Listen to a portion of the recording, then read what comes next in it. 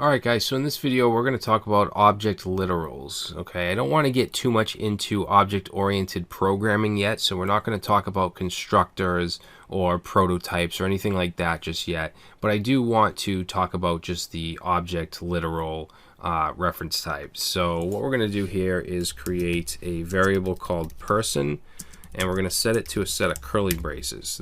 This defines an object literal. So in here we can put key value pairs. So let's do first name, and then we want this to be a string of Steve. Alright, now if we want to access this property, then we can go console.log. Actually, you know what we'll do is we'll set, just like we've been doing, we'll set let val, and we'll say val equals person, and then down here we'll console.log. The reason I do it like this is so that we don't have console.logs all over the place. We're just basically mutating val. So val person, let's save that, and you'll see we're just going to get a printout of the object itself. Now if we want to get a specific value, then we can say, let's do val equals person dot first name and save, and we get Steve. Alright, now that's not the only way that we can select values from an object. We can also use this syntax. We can say person and then use some brackets and say first name, save that, and we get Steve. Alright, now this is the way that I recommend. This is the way that you're usually going to see, but you can do it this way. Alright, so let's add some other stuff. We'll say last name Smith. So if we were to change this to last name, you'll see we get Smith. Alright, so those are strings. We can put numbers, so we'll say age 30. Let's do email. We'll say Steve at, he's old school, so he still has an AOL.com email address. Let's say hobbies. So we'll put an array in here. We'll say music, sports. Alright, so we can put arrays. We can put embedded objects, so basically another object. So we'll do address. Set that to some curly braces. We'll say city, Miami, and let's say state, Florida. Okay, we can also do functions. So let's say get birthday, or let's do get birth year, and we'll set that to a function, and we'll return, I don't know the exact year, I'm just going to say 1980, I don't know, 7. And I'm going to change this. I'm going to show you something that we can do in a minute, but for now I'm just going to return the value. So if we go down here, we can say val equals person dot age. Okay, that'll give us 30. We can say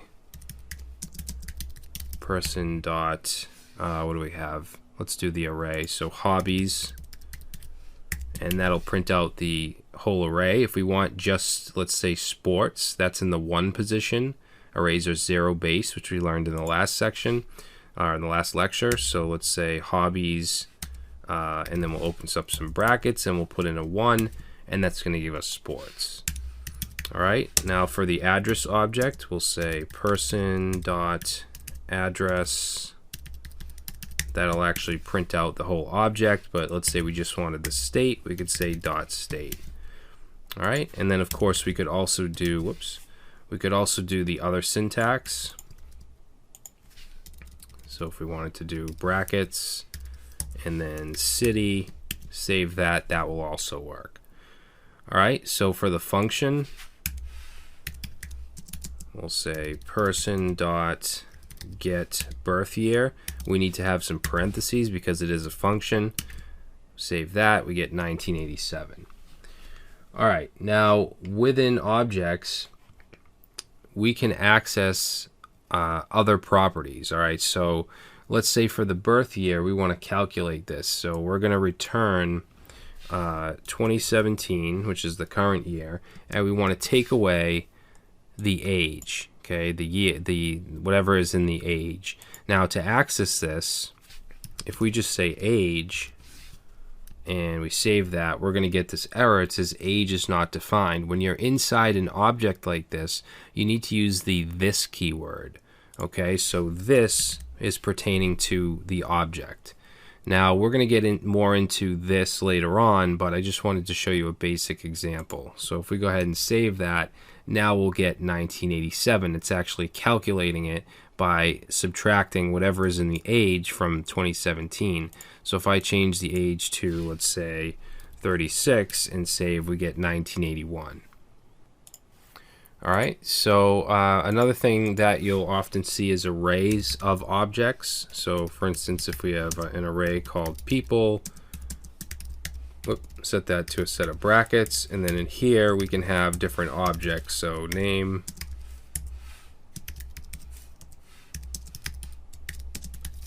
and then we could put a comma here. We could have another object.